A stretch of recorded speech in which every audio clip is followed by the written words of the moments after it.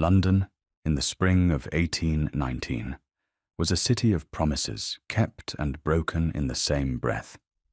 The air, thick with the scent of coal smoke and damp earth, carried the sound of carriage wheels on wet cobblestones and the distant, hopeful chime of a church bell. For most, it was a season of emergence, of shrugging off the grey mantle of winter. For Adela Lanbury, it was merely a change in the quality of the light that filtered through the grimy windows of her uncle's townhouse in Bloomsbury. The light was brighter, yes, but it only served to better illuminate the dust motes dancing in the silent, stagnant air. It illuminated the cage. The house itself seemed to hold its breath. It was a tall, narrow building of once fashionable brick, now grimed with a permanent layer of city soot. Inside, the furniture was heavy and dark, shrouded in dust sheets in rooms that were never entered. The clocks had long since stopped, their silence a more profound statement than any ticking. Adela's life was lived in a small suite of rooms at the back of the house, overlooking a patch of mossy ground that her uncle optimistically referred to as the garden. This morning, like every morning for the past 5 years since her parents' passing, began with her uncle. Rupert Lanbury was a man whose presence seemed to subtract warmth from a room. He was not a large man, but he carried himself with an air of aggrieved importance, his shoulders perpetually hunched, as if bearing the weight of a world that had failed to appreciate him. He entered her small sitting room without knocking. He never knocked. It was his house, a fact he reiterated with the tired finality of a catechism. In his hand, he held a length of fabric. It was a dull, lustreless grey, the colour of a pigeon's wing, of dishwater, of despair. "Your Modiste has sent the materials for your new day dress," he announced, his voice thin and dry as old paper. He draped the fabric over the back of a chair, where it slumped, lifeless. "I trust it is to your satisfaction." It was not a question. Adela looked from the fabric to her uncle's face. His eyes, small and pale, held a familiar glint of satisfaction. He enjoyed these small, daily cruelties. They were the substance of his power over her, dressing her in colours that drained the life from her face, insisting on styles that were a decade out of fashion, keeping her hair in a severe, unflattering knot at the nape of her neck. These were the bars of her cage, more effective than any lock or key. They were designed to make her invisible, to make her plain, to make her, in the eyes of the world, precisely what he told everyone she was. "Thank you, Uncle," she said. Her voice was quiet, even. She had learned a long time ago that tears were exactly what he wanted. Protest was a sport. Silence was her only shield. "It is very practical. Practicality is a virtue in a young woman of your position," he said, the words a mild rebuke. "Beauty fades. Good sense endures." He gave a thin, bloodless smile. "And you have a great deal of good sense, Adela." The unspoken words hung in the air between them. "Because you have little else." She did not look in the mirror often. When she did, she saw a stranger her uncle had created. A pale face, large, serious eyes, the colour of moss after rain, and a frame lost in swaths of dreary fabric. But beneath the artifice, she knew. She knew the shape of her own face, the deep auburn of her hair that her uncle insisted she powder, the straightness of her spine. She was Adela Lanbury, daughter of a man who had loved her and a woman who had taught her to read Greek. She was not this grey ghost. She was merely in hiding. Later that day, the letter arrived. It was carried not by a footman, but by a clerk from a solicitor's office, a man with ink-stained fingers and a nervous cough. It was addressed to her uncle. Adela watched from the top of the stairs as Rupert took it into his study, the one room in the house that felt truly lived in, smelling of brandy and sealing wax. The door closed with a definitive click. She knew what it concerned. For weeks there had been whispers, low-toned conversations that ceased the moment she entered a room. Her uncle was arranging a marriage. For her. This, she knew, was the end game. Her 24th birthday was approaching, and with it, the terms of her father's will became a pressing concern for her guardian. The vast Lanbury fortune, her fortune was held in trust, a trust that would dissolve and pass entirely into her own hands upon her marriage. Her uncle's plan had always been clear to her. He would isolate her, render her undesirable to any man of standing, and then, in an act of apparent generosity, marry her off to one of his own creatures, an indebted crony who would allow Rupert to continue managing and pilfering from her inheritance. But the name she had overheard was not that of a crony. It was a name that echoed with power and history, a name that felt impossibly grand in the shabby silence of her uncle's house. Chasewood. The Duke of Chasewood. She could not fathom it. A duke. Why would a duke, any duke, be interested in a match with the plain, dowerless niece of Rupert Lanbury? For that was the other part of the lie.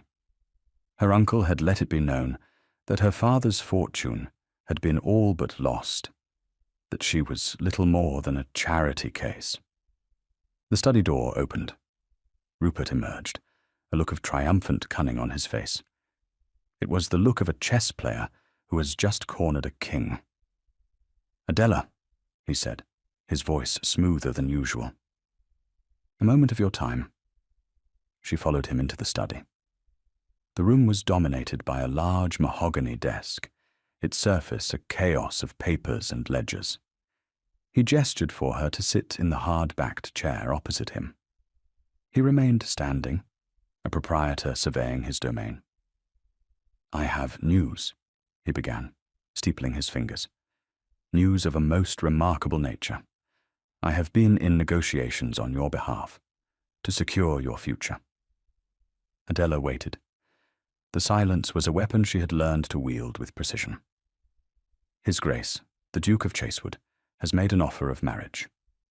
He said the words with a flourish, as if presenting her with a crown. She held his gaze. "Why?" The simple question seemed to disarm him. He blinked. "Why?" "My dear girl, one does not question such fortune. The Duke requires a wife, a duchess. You are of good family, of respectable lineage. It is a most suitable alliance." "He has never met me," she stated. It was not an accusation, merely a fact. "Such matters are often arranged between men of business," Rupert said dismissively. "His Grace is a serious man. He's not interested in the frivolities of a London season. He values discretion, modesty, a quiet nature." Adela translated the words in her head. "He's been told I am plain. He's been told I am meek. He's been told I will make no demands." And he had accepted. A man so weary of the world that he would willingly choose a grey, silent wife to be the mistress of his house and the mother of his heirs. A wife who would not trouble him with opinions or laughter or light. "And the dowry?" she asked, her voice still quiet. A flicker of annoyance in his eyes. "A suitable settlement has been reached. You need not concern yourself with the particulars. Her own money." He was using her own inheritance as a bargaining chip, a dowry to purchase a ducal coronet for a niece he had systematically tried to break. The irony was so bitter, it almost made her want to laugh. But the Duke's involvement changed the equation. Marrying a duke was not the same as being shackled to her uncle's puppet. A duke had his own power, his own world. A world far from this dusty house in Bloomsbury. A world in which Rupert Lanbury would have no place. This was not the trap her uncle had intended to spring. This was an escape. A dangerous, unknown, terrifying escape, but an escape nonetheless. Once the papers were signed, once the vows were spoken, she would be free. The trust would dissolve. The money, her money, would be hers. She would be the Duchess of Chasewood. She would have a name, a position, a life of her own. All she had to do was play the part her uncle had written for her, just a little while longer. "I see," she said, her eyes dropping to her hands, clasped in her lap. She made herself look small, overwhelmed. "It is a great honor, Uncle." The relief on his face was palpable. He had expected a fight, perhaps. Tears. He did not understand that she had been fighting him every day for 5 years, in the quiet fortress of her own mind. "It is," he agreed, his magnanimous tone returning. "You will be a duchess, Adela. I have done well for you." "You have done this for yourself," she thought. "But you have made a grave miscalculation. You think you are selling a broken sparrow, but you have just opened the cage for an eagle." She rose from the chair. "If you will excuse me, I should like to be alone, to contemplate my good fortune." He nodded, gratified by her apparent meekness. "Of course, my dear. Of course." She walked from the room, her back straight, her steps measured. She did not run. She did not weep. She went to her room, closed the door, and stood before the window, looking out at the patch of green. For the first time in 5 years, it did not look like a prison yard. It looked like the promise of other gardens, wider lawns, a horizon that was not bounded by a soot-stained brick wall. The Duke of Chasewood thought he was marrying a shadow. He was about to be very, very surprised. Percival Ramsay, the 8th Duke of Chasewood, stood in the library of his London residence, a glass of claret untouched on the mantelpiece beside him. The room was a sanctuary of order and silence. Books, bound in dark leather and stamped with gold, rose from floor to ceiling. The fire burned low in the grate, a quiet, steady heart in the center of the house. This was the world he understood, a world of logic, of history, of things that could be known and categorized. The world outside this room was a different matter entirely. It was a chaotic, noisy, illogical place, populated by matchmaking mamas and simpering debutantes, a world where a man's worth was measured by the cut of his coat and the size of his title. Percival was 32 years old, and he was profoundly weary of it. His man of business, Mr. Albright, a dry, precise man who had served his father before him, had just left. He had brought the signed marriage articles. It was done. In a fortnight, he would be married to a Miss Adela Lanbury. He picked up the miniature portrait that Albright had procured, at his insistence, from the bride's uncle. It was a poor thing, the work of an unskilled hand. The artist had captured a pale, solemn face, dominated by large, shadowed eyes. The hair was scraped back, the dress a shapeless blot of grey. The expression was one of blank resignation. There was no life in it, no spark. He had been told she was plain. The portrait certainly confirmed it. More than plain. Unmemorable. "She is not a diamond of the first water, Your Grace," Albright had said, with his usual tact. Her uncle describes her as modest, retiring, a young woman of simple tastes and a quiet disposition. "She is healthy?" Percival had asked. It was the only question that truly mattered. "Robust, I am assured." "And the family is sound?" "The Lanburys are old gentry. The money comes from commerce, 2 generations back, but the name is respectable." That was enough. Percival had no desire for a beautiful wife. Beauty, in his experience, was demanding. It required admiration, attention, constant reassurance. It came with a retinue of flatterers and a calendar full of social obligations. He had seen it with his own father's second wife, a celebrated beauty who had filled Chasewood House with noise and people, driving him deeper into the silent refuge of the library. He wanted peace. He wanted a duchess who would manage his household with quiet efficiency, produce an heir without fuss, and leave him to his books and the considerable business of managing his vast estates. Thorncroft, his primary seat in Kent, was in dire need of attention, its farms neglected, its tenants' cottages falling into disrepair after years of his father's profligate spending.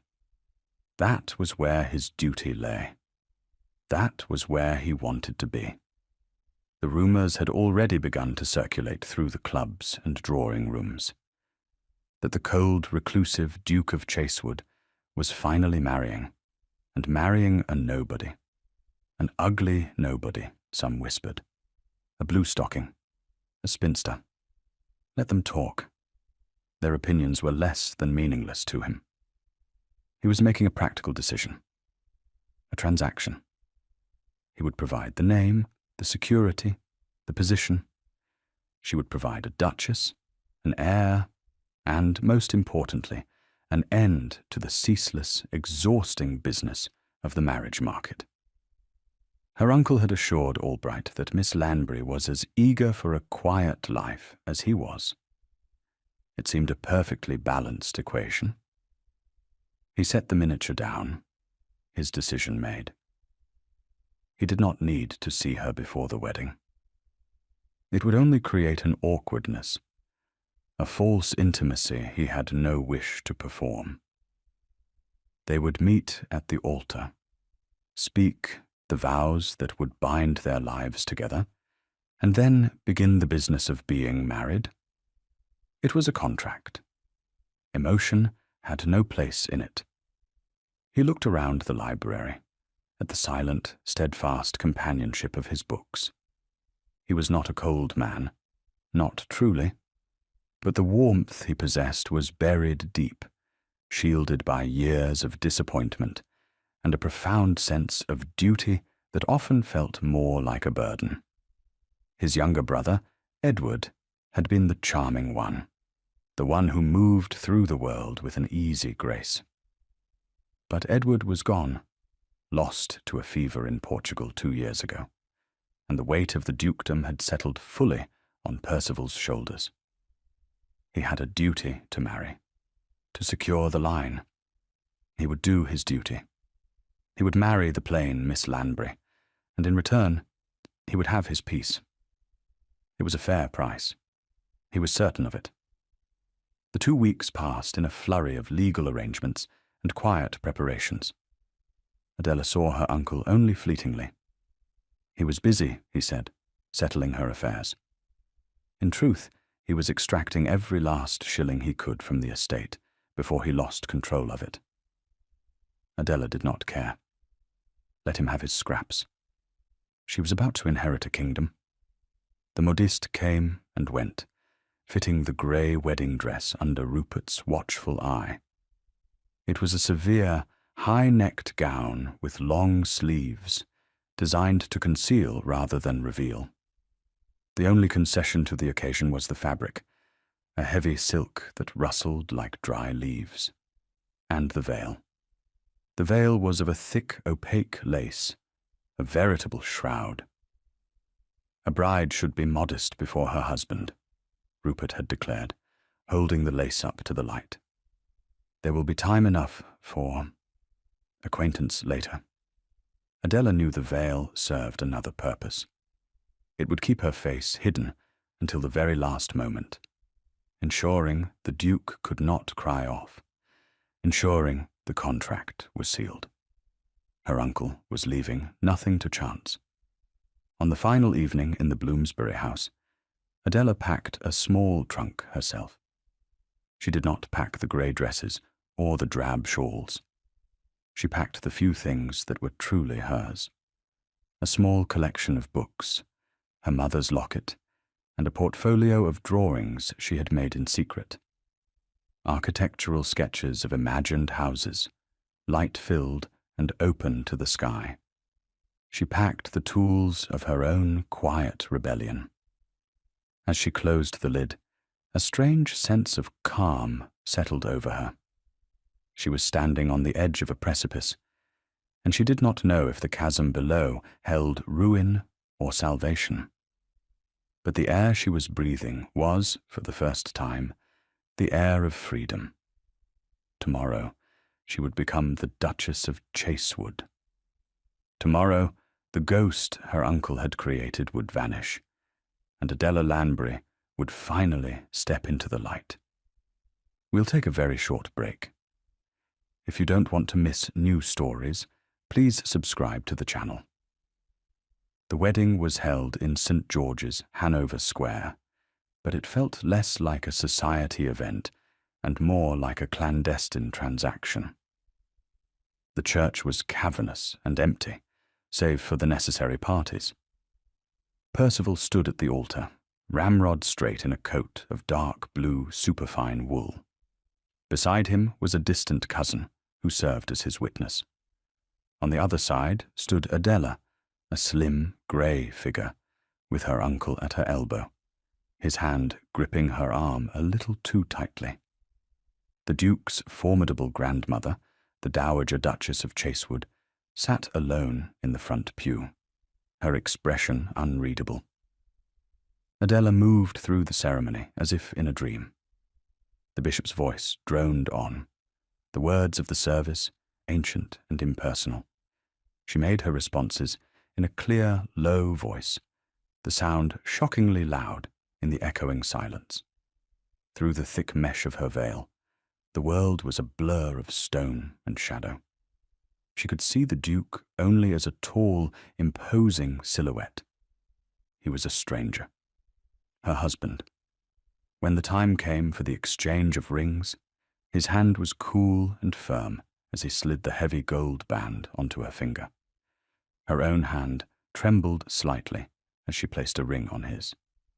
The touch was brief, impersonal, the only physical contact they had shared.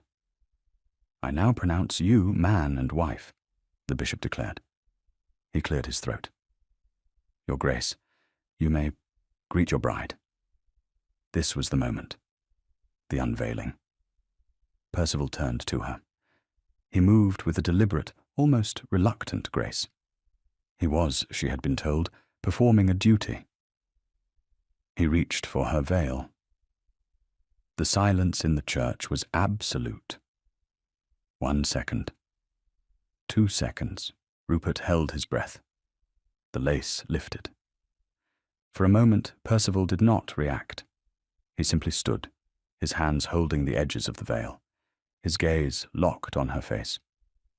Adela met his eyes directly. She did not smile. She did not blush or look away.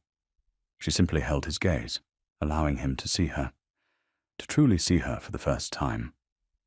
The face before him was not the one from the miniature, not even close. The artist had not been merely unskilled. He had been a liar, or he had been instructed to lie. The woman he had just married was no plain, unmemorable girl.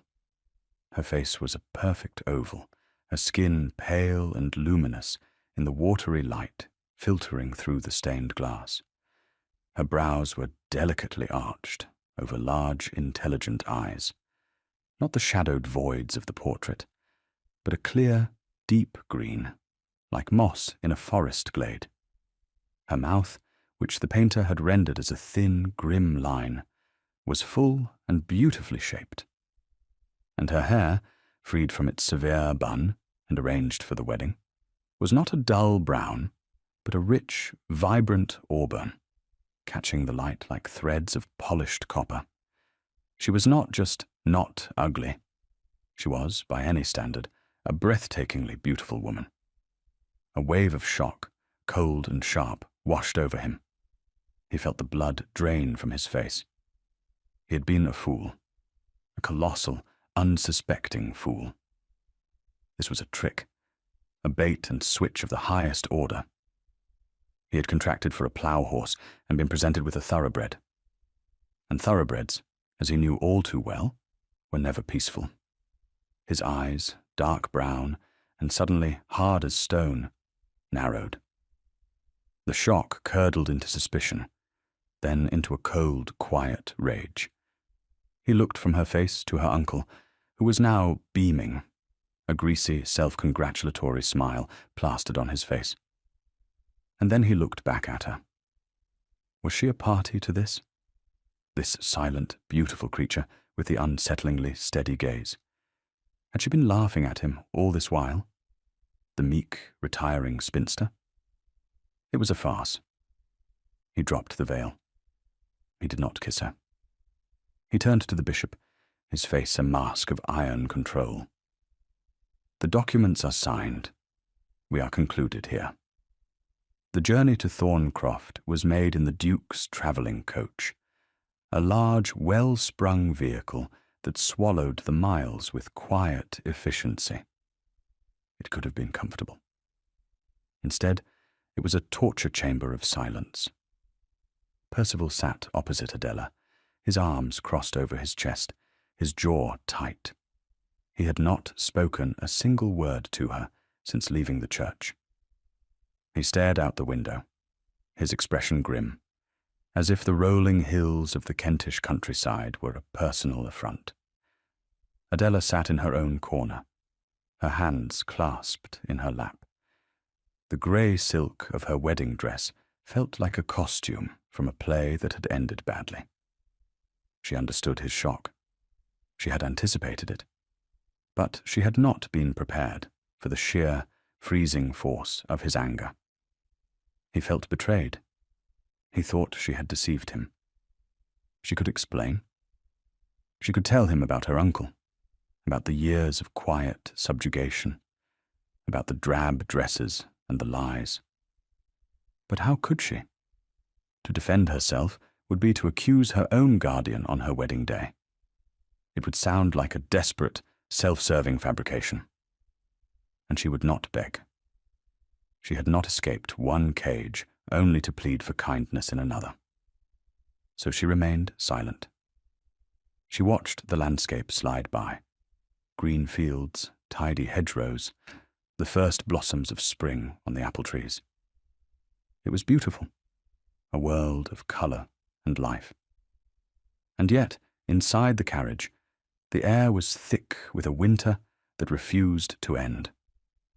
They arrived at Thorncroft as dusk was falling. The house was magnificent. It was not a classical, symmetrical palace like so many ducal seats. It was an older house, a sprawling Tudor manor of warm, honey-coloured stone and dark timber, with mullioned windows that glittered like 1,000 eyes in the fading light. It looked less like it had been built, and more like it had grown from the very land it stood upon. It felt alive. The household staff was assembled in the great hall to greet their new duchess. An elderly, severe-looking housekeeper, Mrs. Graves, stood at their head, her hands clasped at her waist. They stared, their faces a mixture of curiosity and apprehension. They too had heard the rumours. They were expecting the plain, mousy bride. Adela stepped out of the carriage, her back straight. She had removed the oppressive veil. She met their stares with the same quiet dignity with which she had met her husband's. A low murmur rippled through the staff. Percival brushed past her without a word and strode into the house. "Mrs. Graves," he said, his voice clipped. "Her Grace will be shown to the Duchess's apartments. I will be in my study." He did not look at Adela. He did not introduce her. He simply abandoned her on the threshold of her new home, in front of her new staff. The insult was public, deliberate, and deeply wounding. Adela felt a flush of heat rise in her cheeks, but she held her head high. She turned to the housekeeper. Mrs. Graves's eyes, sharp and intelligent, assessed her in a single sweeping glance. "Your Grace," the housekeeper said, her voice surprisingly gentle as she dropped a small curtsy. "Welcome to Thorncroft. If you will follow me." The Duchess's apartments were beautiful, a suite of rooms in the east wing, with a large canopied bed, a sitting room with a fireplace, and windows that looked out over a vast, formal garden, its intricate patterns just visible in the twilight. It was a princess's bower, and a prison. Her trunks had been brought up. A young maid, with wide, curious eyes, was waiting to help her unpack. "What is your name?" Adela asked, her voice steady. "Agnes, Your Grace," the girl whispered, bobbing a curtsy. "Thank you, Agnes. You may help me out of this dress. Then I should like a bath, and a simple supper here, in my rooms." She would not be going down to dinner. She would not sit in silence at the other end of a long, polished table from a man who despised her. The battle had been joined, and the first rule of warfare was to choose your ground. Tonight, this room was her ground. Later, as she lay in the enormous bed, the fine linen cool against her skin, Adela allowed herself a moment of weakness. A single tear traced a path down her temple and into her hair. He thought she was a liar. A beautiful, scheming liar. Her uncle's plan had failed, but he had succeeded in poisoning her escape. She had won her freedom from him, only to find herself shackled to a stranger's contempt. She turned onto her side, facing the dark, unfamiliar room. The house was silent around her. It felt like it was watching, waiting. She had survived 5 years with Rupert Lanbury. She would survive the Duke of Chasewood. She had to. She closed her eyes, and through sheer force of will, fell into an exhausted, dreamless sleep. Days at Thorncroft settled into a strange, strained routine. Adela and Percival lived in the same house, under the same roof, but as two planets in separate orbits, held together only by the invisible gravity of their vows. They saw each other at meals, which they took in a cavernous dining hall at a table so long they might as well have been in different rooms. Their conversation was excruciatingly polite and utterly meaningless. "Is the tea to your liking, Your Grace?" "It is excellent, thank you." "The post has arrived from London." "Indeed." The Duke spent his days either locked in his study with his estate manager, or riding out across his lands, his face set in a grim mask. He was avoiding her. That much was clear. He was a man who had been presented with a problem he did not know how to solve, and so he had chosen to ignore it. Adela, however, refused to be ignored. She was the Duchess of Chasewood. This was her home now, and she would not be a ghost in it. On the third morning, she came down to the dining hall before him. A footman was setting 2 places at opposite ends of the gleaming expanse of mahogany. "Good morning, Thomas," she said. "From now on, we will take our meals at this end of the table." She indicated the end nearer the fire. "Please set 2 places side by side." The footman stared at her, his mouth slightly agape. "Side by side, Your Grace?" Yes, she said, her tone pleasant but firm. It seems a great waste of heat to sit so far from the fire, does it not? When Percival entered the room, he stopped short. The table had been reset as she had instructed. Adela was already seated, a book open beside her plate. She looked up and met his gaze. "Good morning, Your Grace," she said calmly. "I hope you slept well." He stood there for a long moment, his expression unreadable. She saw a flicker of something in his eyes. Annoyance? Surprise? He was being maneuvered, and he knew it. But to object would be to engage, to admit that the seating arrangement mattered. It would be an admission of hostility. He gave a stiff, formal nod and took the seat beside her. The proximity was startling.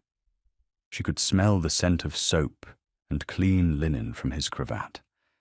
She could see the fine lines at the corners of his dark brown eyes. The silence between them was no longer distant and echoing. It was close, charged, and deeply uncomfortable. He did not speak a word throughout the meal. But he had sat down. It was a victory. A small one, but a victory nonetheless. Adela began to explore the house. Thorncroft was a labyrinth of corridors, galleries, and forgotten rooms. It was a house that held centuries of secrets. She found her way to the library. It was even grander than the one in London, a magnificent two-storied room with a gallery running around the upper level. It smelled of leather and beeswax and thyme. This was his sanctuary. She knew she was trespassing. But the books called to her. She ran her fingers along their spines, reading the titles. History, philosophy, science, poetry. And on the lower shelves, a large collection of works on agriculture, engineering, and architecture. She began to spend her afternoons there. She would choose a book and settle in a window seat, losing herself in its pages. She was careful not to disturb the Duke's papers, which were laid out in neat stacks on a massive table. She was a quiet, unobtrusive presence. But she was there. One afternoon, he found her there. He had entered so silently, she hadn't heard him. She looked up from her book, a treatise on Palladian design, to find him standing by the fireplace, watching her. His expression was not angry, merely watchful. "You find the collection to your liking?" he asked. His voice was low, formal. "It is magnificent," she said honestly. "I have never seen so many books in one place." He inclined his head. "My great-grandfather was a collector." He walked over to the table where she was sitting. He glanced at the open book. Palladio, an ambitious choice. "I enjoy architecture," she said. "The logic of it. The way a structure can create not just shelter, but a feeling. Space. Light." He looked at her then, a long, searching look. "My father had little interest in such things. He preferred to spend his money on racehorses." There was a bitter edge to his voice. "Thorncroft is a beautiful house," she said softly. "It has wonderful bones." Something moved at the corner of his mouth. Not quite a smile. The almost. "The bones are sound. It's the skin that's the problem. The roof leaks in 3 wings. There is dry rot in the west gallery, and the tenants' farms are paying half what they should." He was talking to her. Not as a duchess, not as a suspicious stranger, but as a person. He was sharing the weight of his burden with her. "It is a great undertaking," she said, her voice full of a sympathy she knew he would not welcome, but could not deny. "It is my duty," he said, his mask of cool detachment slipping back into place. He turned and walked towards the large desk that was his command post. The conversation was over. But it had happened. A crack had appeared in the wall of ice between them. A few days later, Adela was walking in the gardens, or what was left of them. The formal parterres were overgrown with weeds, the fountains dry and cracked. It was a place of faded grandeur, of sad, beautiful decay. She was sketching in her notebook, reimagining the lines of the garden, when she saw a small child, no older than 7, sitting on the edge of a crumbling stone bench, crying. He was a grubby little boy in patched breeches, clearly the son of a tenant or a servant. He was clutching his knee, where a long, bloody scrape was welling up. Adela closed her sketchbook and went to him. "Hello," she said gently. "That looks like a nasty fall." The boy looked up, his eyes wide with fear. He had been told, no doubt, to stay away from the great house, and especially from its new, mysterious mistress. He scrambled to his feet, ready to bolt. "It's all right," she said, her voice calm and soothing. "You needn't run. Let me see." She knelt on the gravel path, ignoring the fine wool of her walking dress. She took out a clean handkerchief from her pocket. "This might sting a little," she warned, before gently dabbing the dirt from the wound. The boy flinched but stood still, watching her with a kind of awe. "There," she said, when she was done. "That's better. Now, what is your name?" "Tom, ma'am," he mumbled. "My da's the head gardener." "Well, Tom, I think you have been very brave." She smiled, a real warm smile. "Now, you had best run along. But try to stay away from that broken step, shall you?" He nodded, gave her one last, wide-eyed look, and then scampered away, his tears forgotten. Adela rose and brushed the dust from her skirts. When she turned, she saw the Duke. He was standing by the entrance to the rose garden, perhaps 50 feet away. He must have seen the whole exchange. He did not move, did not speak. He simply watched her, his face a study in stillness. Then, without a nod or a sign of acknowledgement, he turned and walked back toward the house. That evening at dinner, the silence felt different. It was less hostile, more contemplative. As they were finishing their soup, he spoke. "The boy, Tom. His mother has been ill." Adela looked up, surprised. "I am sorry to hear it. Mrs. Graves takes a broth to their cottage each day. But the girl, Agnes, tells me you sent down a pot of honey from the kitchens this afternoon." Adela felt a flush of colour rise in her cheeks. She had not meant for him to know. "Honey is good for a cough," she said simply. He looked at her, his dark eyes searching her face. He was trying to reconcile the woman who knelt in the dirt to tend to a child's scraped knee with the scheming beauty he imagined her to be. The two images did not align. He was a man of logic, and the evidence was beginning to contradict his initial conclusion. "It was a kindness," he said, the words sounding stiff and unfamiliar on his tongue. "It was nothing," she replied, "but it was something." She knew it, and he knew it. It was another small chip in the ice. A week later, Percival was in his study late at night, wrestling with a set of accounts that refused to balance. His father's chaotic bookkeeping was a nightmare. He was tired, and a headache was beginning to pound at his temples. There was a soft knock at the door. "Enter," he called, his voice rough with fatigue. Adela came in. She was wearing a simple dressing gown of deep blue velvet, her auburn hair in a long braid over her shoulder. In her hands, she carried a silver tray with a single cup on it. "I saw the light under your door," she said, her voice low so as not to wake the sleeping house. "I thought you might be working still. I asked Mrs. Graves for some chamomile tea." She set the tray down on the edge of his desk, next to a mountain of paperwork. The scent of the steam, fragrant and calming, rose into the air. He stared at her. His first instinct was suspicion. What did she want? What was this new tactic? But then he looked at her face. There was no artifice there. Her expression was one of genuine concern. She looked as tired as he felt. "Thank you," he said. The words came out more softly than he intended. "You work too hard," she said. It was not a criticism, just an observation.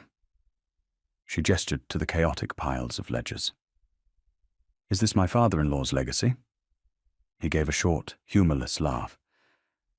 "Among other things. He had a talent for spending money and a genius for not recording where it went." She came to stand beside his chair, looking down at the papers. "May I?" He hesitated for a fraction of a second, then nodded. She picked up a ledger, her fingers surprisingly deft as she flipped through the pages. "My father was a merchant before he inherited my grandfather's estate," she said, almost to herself. "He taught me double-entry bookkeeping. He said it was more useful for a woman than embroidery." She pointed to a column of figures. "This is your error. You have carried this sum as a debit when it was a credit from the sale of timber." He leaned closer, following her finger. She was right. The numbers, which had been a meaningless jumble to his tired brain, suddenly clicked into place. He'd been staring at it for an hour and had not seen it. "How did you—" "I told you," she said, a faint smile touching her lips. "I enjoy logic." He looked up at her. They were standing very close. He could see the faint dusting of freckles across the bridge of her nose. He could smell the clean, fresh scent of her hair. His headache was gone. In its place was a strange, unfamiliar warmth spreading through his chest. This woman was his wife. She was not a schemer. She was not a frivolous beauty. She was intelligent. She was kind. She was capable. And he had treated her with nothing but cold, suspicious contempt since the moment he had laid eyes on her. A wave of shame, profound and sharp, washed over him. "Adela," he said. It was the first time he had used her given name. She met his gaze. The air in the room grew thick, charged with all the things that had not been said between them for weeks. He began, but he did not know how to finish. How to apologize for his boorishness, for his cruelty, for being so profoundly, utterly wrong about her. The library clock, which the staff had wound at her request, began to chime midnight. 12 slow, resonant chimes that measured the passing of one day into the next, measured the passing of one era of their marriage into another. When the last chime faded, she simply said, "You should get some rest, Your Grace." She turned and left the room as quietly as she had entered, leaving him alone with the cooling cup of tea and the sudden, startling realization that his carefully constructed, peaceful, and emotionless life was about to become very complicated indeed. He was beginning to feel something for his wife, and it felt dangerously like admiration. The thaw, once begun, accelerated. Percival found himself seeking her out, inventing reasons to be in her company. He would ask her opinion on plans for a new drainage system for the low-lying fields, and she would offer surprisingly practical insights. He would read poetry aloud in the library in the evenings, and she would listen, her hands busy with a sketch pad, a quiet, appreciative audience of one. He learned the landscape of her face, the way her brow furrowed in concentration when she was reading, the small smile that played on her lips when she was amused, the deep, clear stillness of her eyes when she was thoughtful. He learned that her quietness was not meekness, but strength. It was the self-possession of someone who knew her own mind and had no need to shout to be heard. He began to understand that the woman he had married was not a deception. She was a revelation. The true deception had been the story he had been told, the story he had been all too willing to believe because it suited his own prejudices about the world. The peace he had so desperately craved was being replaced by something else, a disquiet, an awareness of her presence in every corner of the house, a longing to hear her voice, to see her smile. The cold, logical fortress of his heart was being dismantled, stone by stone, by a woman who had never once raised her voice against him. His coldness toward her had been a shield, but he was beginning to realize it had not been shielding him from her. It had been shielding him from himself, from the terrifying, exhilarating possibility of feeling something again. One rainy afternoon, he found her in the West Gallery, a long, draughty corridor lined with portraits of his ancestors. The roof was leaking, as he'd said, and a steady drip, drip, drip into a strategically placed bucket was the only sound. Adela was standing before a portrait of a woman with auburn hair and a gentle, intelligent face. "My grandmother," he said, coming to stand beside her. "The one who was at our wedding." "She is beautiful," Adela said. "She is formidable," he corrected, though without heat. "She lives at her own estate in Surrey. She writes to me every week, asking why we have not yet come to London." "And what do you tell her?" "I tell her we are settling in." Adela turned from the portrait to look at him. "Are we, Percival?" She had used his name. "Not Your Grace. Percival." The sound of it on her lips was both startling and deeply, profoundly right. It was an offering of intimacy, a question that demanded an honest answer. He looked at her, at the earnest, open expression on her face, and knew that he could no longer hide behind his ducal title. "No," he said, his voice quiet. "We are not, and it is entirely my fault." He took a breath. The apology he had rehearsed 100 times in the silence of his own mind finally came out. "I owe you an apology, Adela. I have behaved abominably. I was told a lie, and I chose to believe it. I judged you without evidence, and I treated you without courtesy or respect. There is no excuse for it. I am deeply sorry." She searched his face, her green eyes full of a wisdom that seemed far beyond her years. She did not offer easy forgiveness. She simply nodded, a small, accepting gesture. "You believed what you were told," she said. "It is an easy trap to fall into." "But I saw the truth on our wedding day," he insisted, his voice raw with self-reproach. "And I chose to believe you were the liar, not your uncle. I was angry that my simple, uncomplicated transaction had suddenly become complicated." "And is it still so complicated?" she asked softly. He looked at her, truly looked at her, and the last of his defenses crumbled. "Yes," he said, a ghost of a smile touching his lips. "It is more complicated than I could ever have imagined, and I find I do not mind it in the least." In that damp, echoing gallery, with the rain drumming on the roof and his ancestors watching from their gilded frames, the Duke of Chasewood finally, truly met his wife. And he knew, with a certainty that shook him to his core, that he was falling in love with her. The moment of peace was shattered a week later by the unexpected arrival of a carriage. Percival, seeing it from his study window, felt a cold knot of dread form in his stomach. He recognized the crest on the door. It was Rupert Lanbury. He had come uninvited. Adela was in the garden, directing the gardeners who were clearing the overgrown parterres, when her uncle found her. He descended upon her like a bird of prey, his face pinched with fury. "What is the meaning of this?" he hissed, his voice low and venomous. He gestured around at the activity. "Playing the grand lady. I have not received a single word from you since you left my house, and my letters to the Duke go unanswered."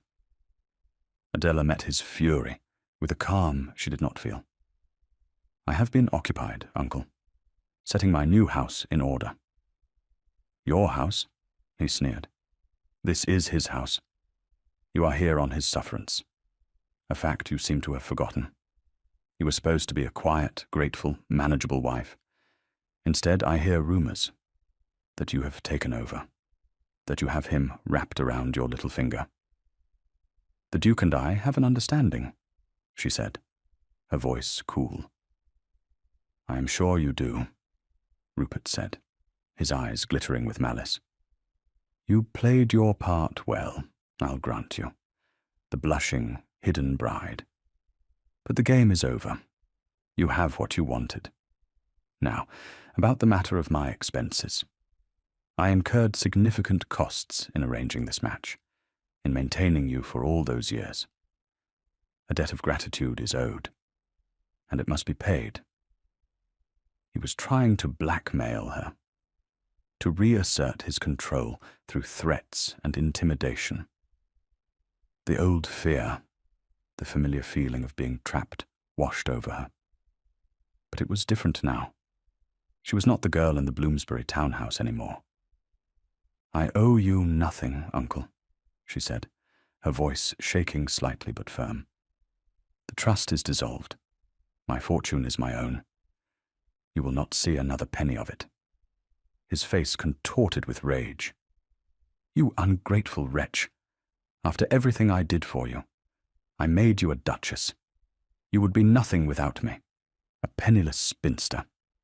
Do not forget that I know things about you, about your mother, things the good Duke might not find so respectable." It was an empty threat, but it was delivered with the intent to wound. Adela flinched. "That is quite enough, Lanbury."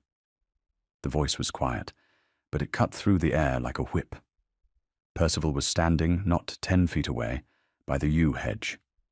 He had heard everything.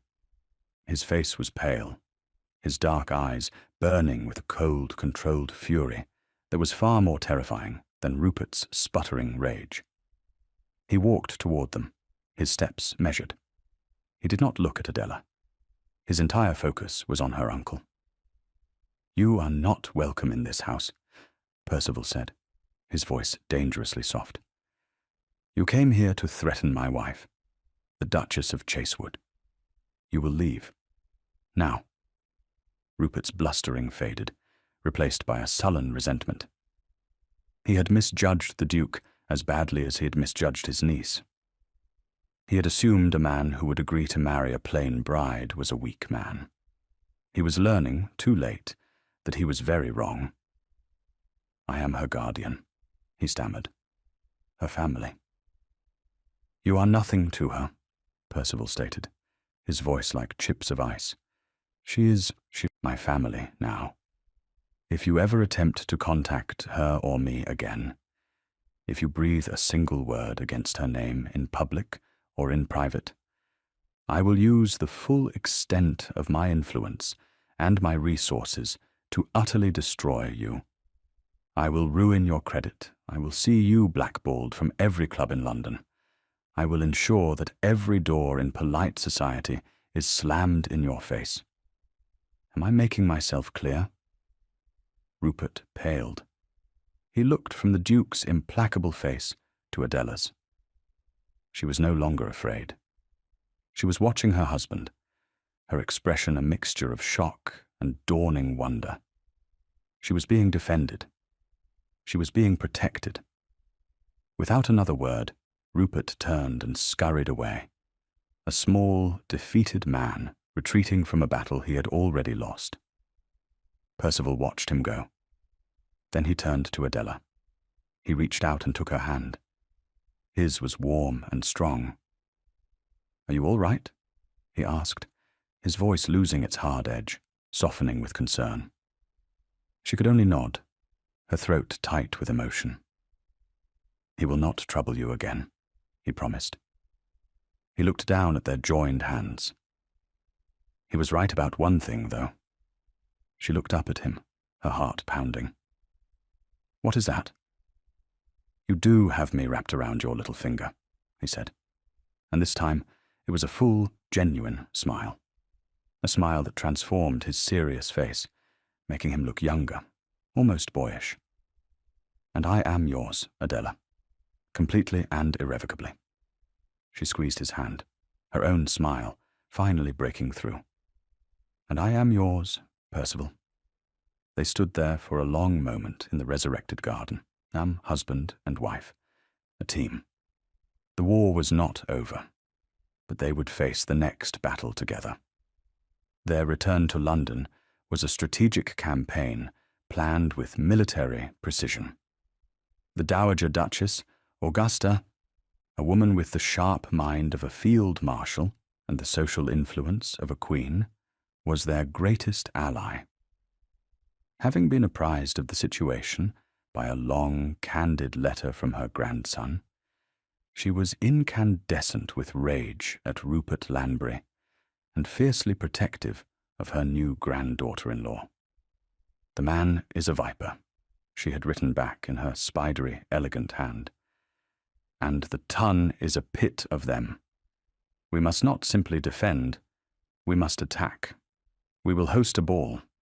Here, at Chasewood House. We will reintroduce the Duchess to a society that thinks it knows her. We will show them how very wrong they are." Rupert, true to his nature, had not gone quietly into the night. Humiliated and furious, he had spent the intervening weeks poisoning the wells of society gossip. The story he spun was a masterpiece of malicious invention. The new Duchess of Chasewood, he whispered, was not just plain. She was a cunning, ill-tempered shrew. She had trapped the poor Duke, a man of simple tastes, and now led him a merry dance. She was a country rustic with no breeding, who had refused to come to London because she lacked the grace for it. He painted her as an embarrassment, a millstone around the noble Duke's neck. And society, hungry for scandal, had eagerly consumed the lies. The drawing rooms of Mayfair buzzed with speculation. Everyone was desperate to see the ugly, shrewish Duchess for themselves. The night of the ball arrived. Chasewood House, which had been dark for seasons, was ablaze with light. Hundreds of candles glittered in the crystal chandeliers, their light reflecting off polished floors and gilded mirrors. The air was thick with the scent of beeswax and hothouse flowers. All of London society was there, drawn by the irresistible lure of a potential train wreck. Upstairs, in her dressing room, Adela stood before a full-length mirror. She was not the same woman who had left London in a grey silk gown. The months at Thorncroft, the quiet joy of her unfolding relationship with Percival, the simple act of being seen and valued for who she was, had transformed her. A new confidence radiated from her, a serene self-possession that was more compelling than any conventional beauty. Her gown was a testament to this transformation. At her request, it was not white or pastel, the typical colors for a new bride. It was a deep, luminous emerald green, the color of the moss in the woods at Thorncroft. The silk shimmered as she moved, cut in a simple, elegant Grecian style that fell from a high waist to the floor. It needed no lace, no frills, no artifice. Her only jewelry was a pair of pearl earrings and her mother's locket tucked discreetly inside her bodice. Her auburn hair was not tortured into elaborate curls, but swept up simply, revealing the graceful line of her neck. She looked beautiful, but more than that, she looked like herself. Percival came to stand behind her. He was magnificent in formal evening attire, his dark auburn hair catching the candlelight. He met her eyes in the mirror, his own filled with a mixture of pride, adoration, and love that still made her heart ache. "Are you ready?"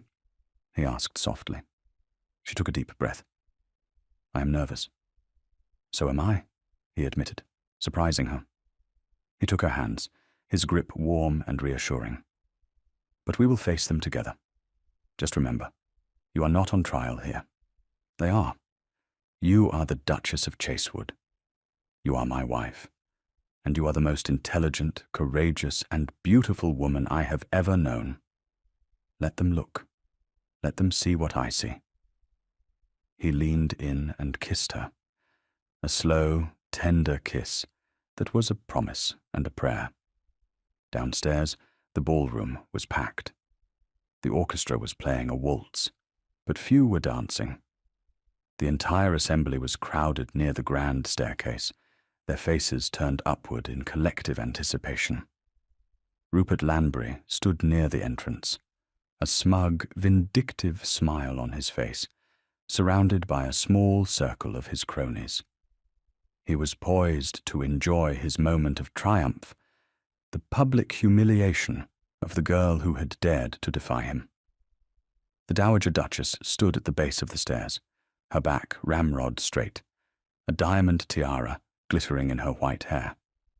She surveyed the room with an imperious gaze, daring anyone to misbehave.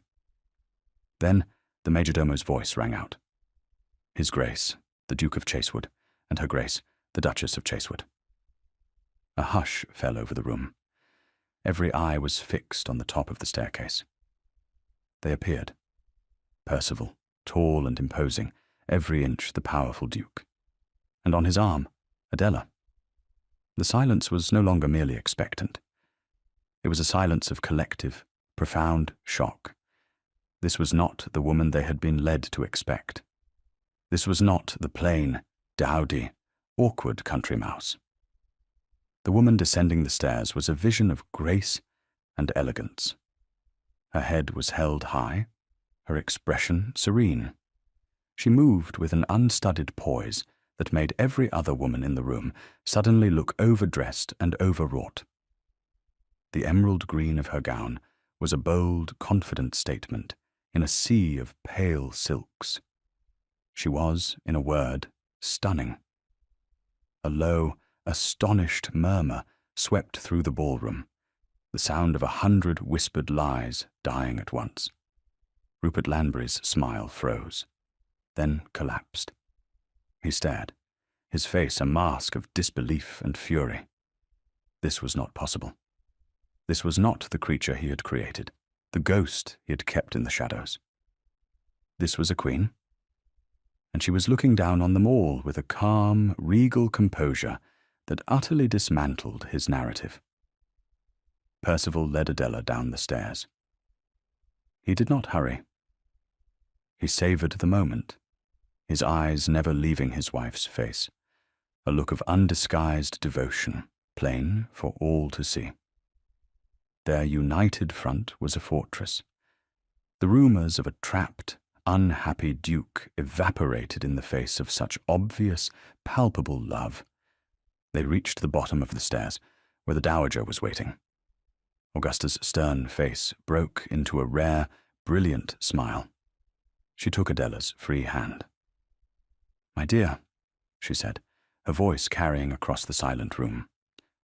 "Welcome home." It was a public anointing, an acceptance, a declaration of allegiance.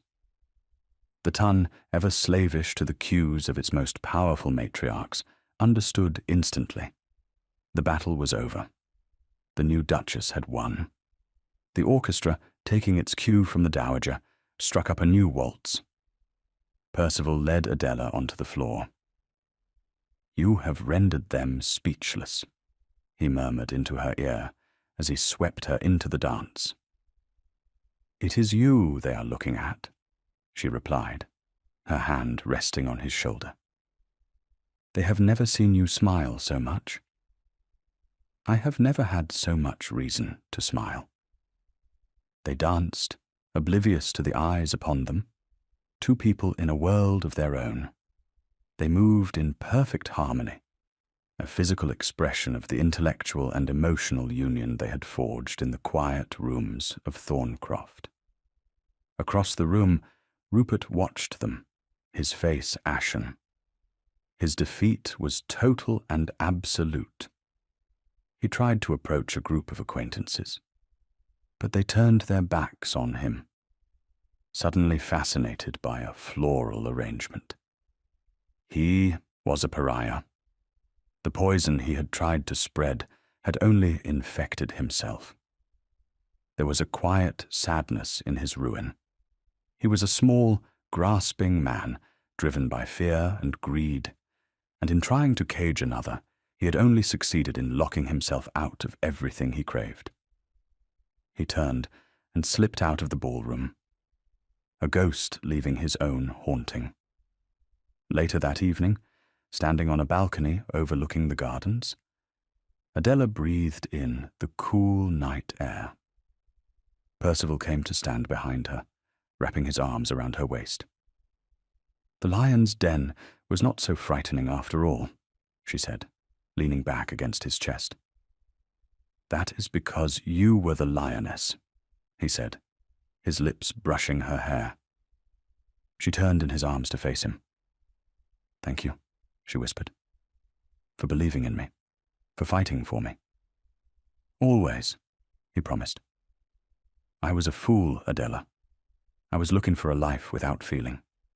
And you taught me that a life without feeling is not a life at all. He traced the line of her jaw with his finger. You unlocked more than just your inheritance when you married me. You unlocked my heart. She raised her hand to his cheek, her eyes shining with tears of joy. And you, my darling husband, you gave me back my name, and then you gave me yours. He lowered his head and kissed her, a deep, passionate kiss full of all the love that had grown between them in the quiet countryside, now proclaimed in the heart of London for all the world to see. The lies had been loud, but the truth they had discovered had a quiet, unshakable power of its own. The truth was love. Epilogue. 1 year later, the gardens at Thorncroft were in full bloom.